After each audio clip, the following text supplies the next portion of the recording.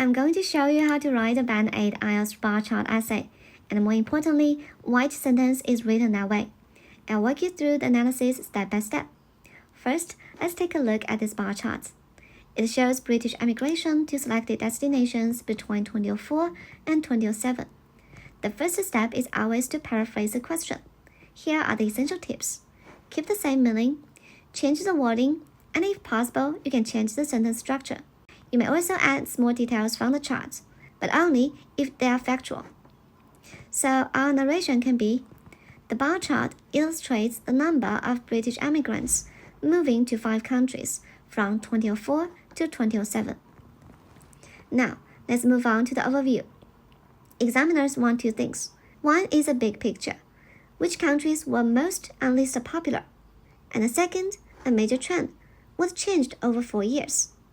Before writing, you can scan the chart for obvious patterns.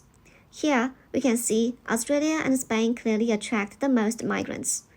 New Zealand and the USA are constantly the lowest. And you should notice something interesting. The numbers in 2007 of almost every country were lower than 2004, except Australia. This becomes a perfect overview. So our narration can be, overall, Australia and Spain were the most popular destinations, while New Zealand and the USA attracted the fewest immigrants.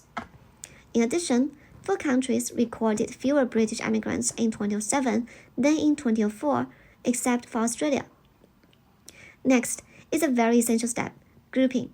As we have 2 detailed paragraphs, effective grouping can make your writing much easier. For this bar chart, we can put the big numbers together and small numbers together. Then, you can start the first body paragraph with the 2 countries that dominate the chart, Australia and Spain. This makes the structure logical. Big numbers first. You can follow a simple pattern. Start at 2004 and move forward year by year. Then you can highlight peaks and comparisons. This avoids a messy jumping around description. So our narration can be, in 2004, just over 40,000 British citizens moved to Australia, followed by Spain with around 35,000. Emigration to Australia then rose steadily to a peak of more than 50,000 in 2006, before declining slightly to about 43,000 in 2007. Spain, the second most popular choice, experienced a modest decrease from 35,000 in 2004 to around 36,000 in 2005. But numbers fell over the following 2 years, hitting a low of 28,000. Roughly half of Australia's peak. Here I made some comparisons like followed by Spain, the second most popular choice, and roughly half of Australia's peak. I also add some numbers like 40,000, 43,000, etc. Always remember to include comparisons and key figures that are essential for a high band score. For the second paragraph, you can group the lower volume countries together, which are New Zealand, the USA, and France. Since New Zealand and the USA have small numbers and similar patterns, you can put them first. France behaved differently, rising sharply, then falling sharply, so you can describe it last as exception. This makes the paragraph organized and easy to follow, so you can write as such.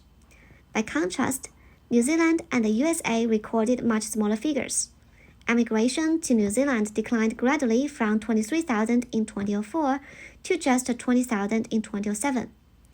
The USA showed a fluctuating trend, varying between 24,000 and 19,000, and finishing at around 20,000, almost equal to New Zealand. France displayed a different pattern. Starting at a similar level to New Zealand in 2004, the number of British immigrants rose sharply by about 50% to 33,000 in 2005. However, this figure then fell significantly over the following 2 years, reaching only 19,000 by 2007, the lowest among the 5 destinations.